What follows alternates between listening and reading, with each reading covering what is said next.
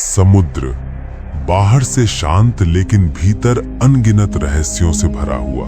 इंसान ने चांद पर कदम रख दिया, लेकिन आज भी समुद्र की गहराइयों का बड़ा हिस्सा उसके लिए अंधेरा है। जब रात के समय लहरें बिना हवा के उठने लगती हैं, जब पानी की सतह पर अचानक अजीब कंपन महसूस होता है, तब एक पुराना डर फिर से जिंदा हो जाता है।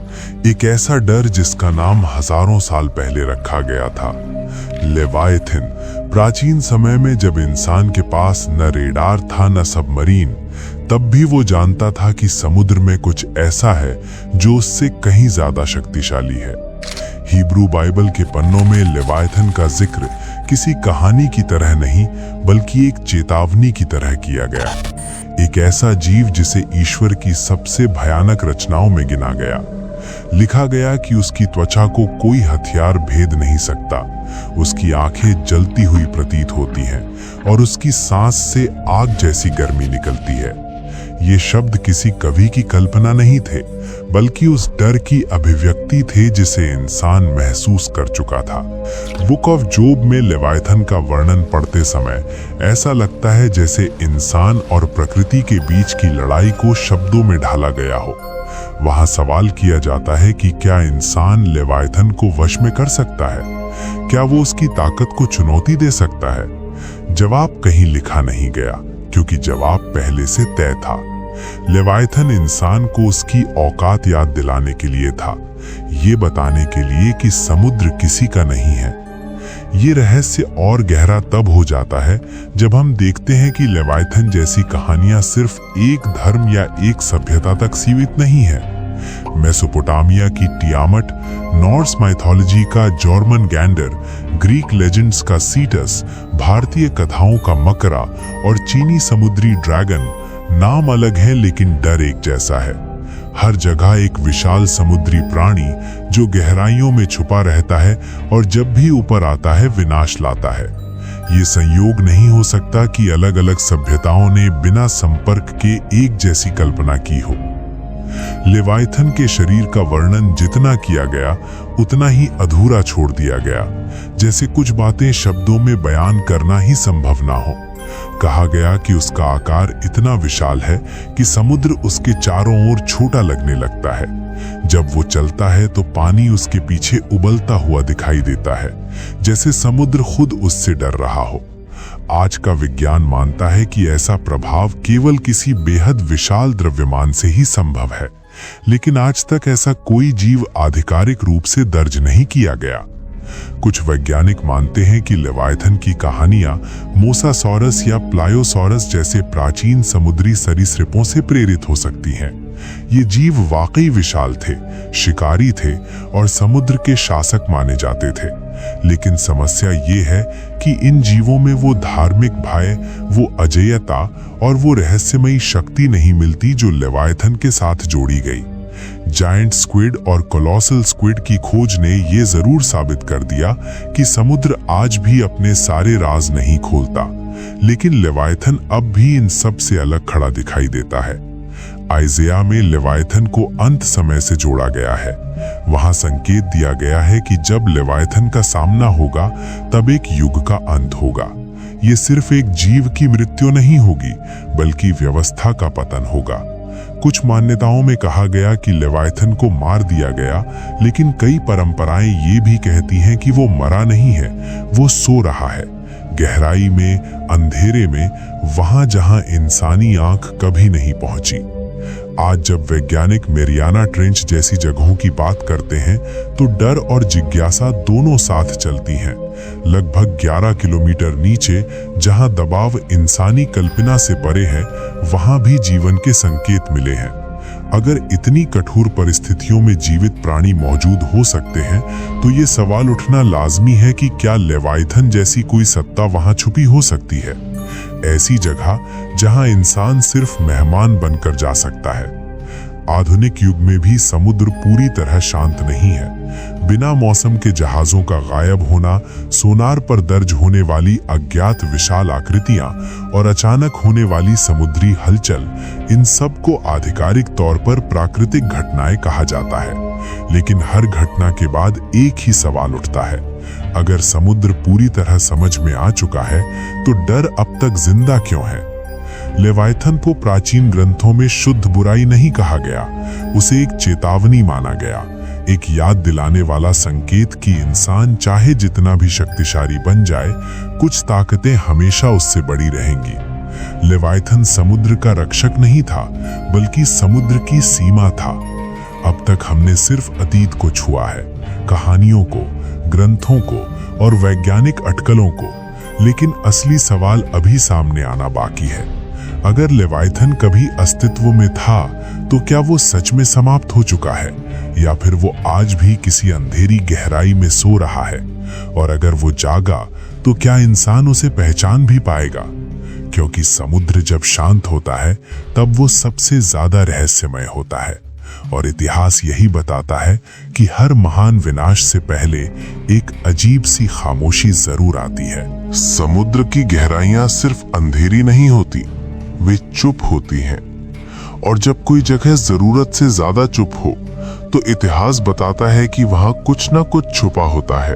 आधुनिक तकनीक के बावजूद इंसान आज भी समुद्र के भीतर उतना ही अनजान है जितना हजारों साल पहले था।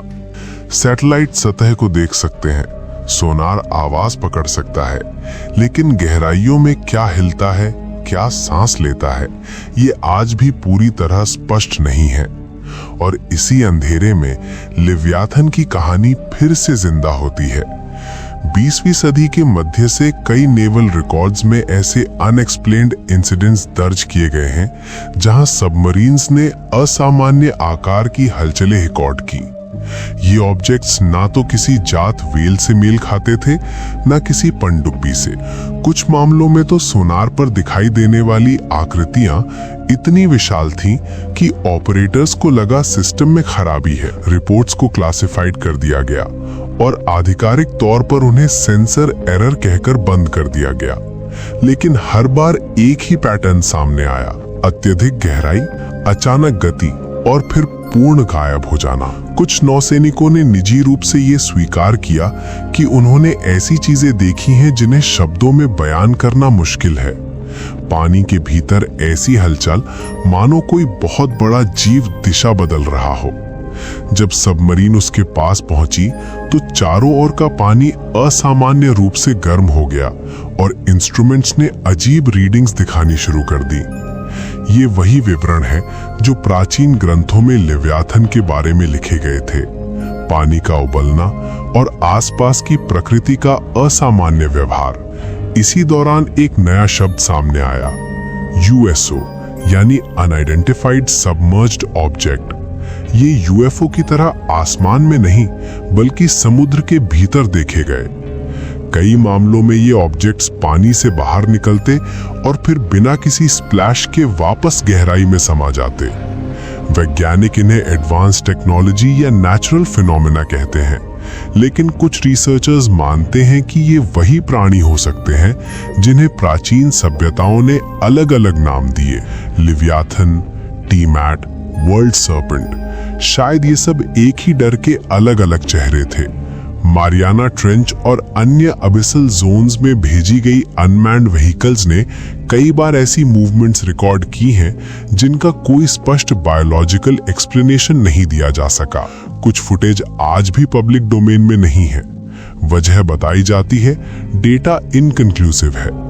लेकिन सवाल ये है कि अगर कुछ भी असामान्य नहीं था तो उसे छुपाने की जरूरत क्यों पड़ी? इतिहास गवाह है कि जब भी इंसान किसी ऐसी चीज के करीब पहुंचता है जिसे वो समझ नहीं सकता, तो वो उसे या तो भगवान बना देता है या फिर फाइलों में बंद कर देता है।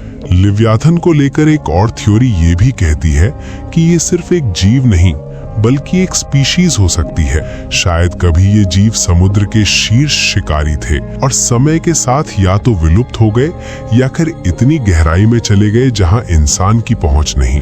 प्राचीन ग्रंथों में लिव्याथन को अकेला बताया गया, लेकिन कुछ टेक्स्ट्स में संकेत मिलते हैं कि वो अकेला नहीं था। अगर ऐसा है तो ये कल्पना और भी डरावनी हो जाती है कि समुद्र की गहराइयों में आज भी कुछ ऐसा मौजूद हो सकता है जिसे इंसान ने कभी ठीक से देखा ही नहीं।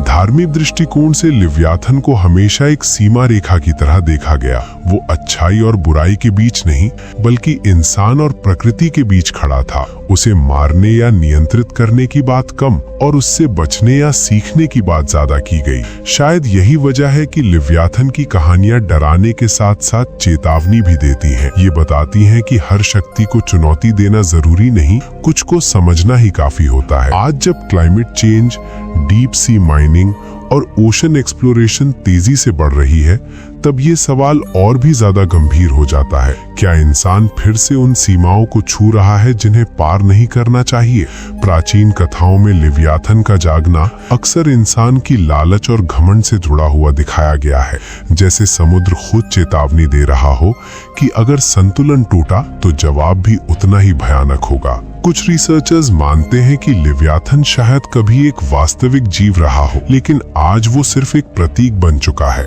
एक ऐसा प्रतीक जो हमें याद दिलाता है कि समुद्र सिर्फ पानी का विशाल मैदान नहीं, बल्कि एक जीवित, सांस लेती हुई दुनिया है। और हर जीवित दुनिया की तरह उसके भी अपने रक्षक और अपने रहस्य हैं। लिव्याथन उसी रहस्य का नाम हो सकता है। लेकिन कुछ सवाल ऐसे हैं जो प्रतीकों से आगे जाते हैं। अगर लिव्याथन सिर्फ एक कल्पना है, तो इतनी सदियों तक उसका डर क्यों बना रहा? अगर वो कभी था ही नहीं, तो अलग अलग सभ्यताओं ने उसे एक जैसा क्यों देखा? और अगर वो अब नहीं है, तो समुद्र की गहराइयों में आज भी वो अजीब सी बेचैनी क्यों महसूस होती है, जिसे वैज्ञानिक पूरी तरह समझा नहीं पाए हैं? शायद लिव्याथन आज भी वही है जहां वो हमेशा से रहा है, अंधेरे में, गहराई में, शांत। वो हमला नहीं करता, वो पीछा नहीं करता, वो सिर्फ इंतजार करता है। इंतजार उस पल का जब इंसान फिर से ये भूल जाए कि समुद्र उसका नहीं है। और जब ऐसा होता है, तो इतिहास बताता है कि समुद्र हमेशा याद दिलाता है, क्योंकि कुछ रहस्य खत्म नहीं होते, वे बस गहराई में चले जाते हैं। और लिव्याथन शायद उन्हीं में से एक है। समुद्र आज भी शांत है, लेकिन जो लोग इतिहास को जानते हैं, वे ये भी जानते हैं कि समुद्र की सबसे खतरनाक हालत तूफान नहीं होती, बल्कि वो खामोशी होती है जो किसी बहुत बड़ी चीज के हिलने से पहले आती है।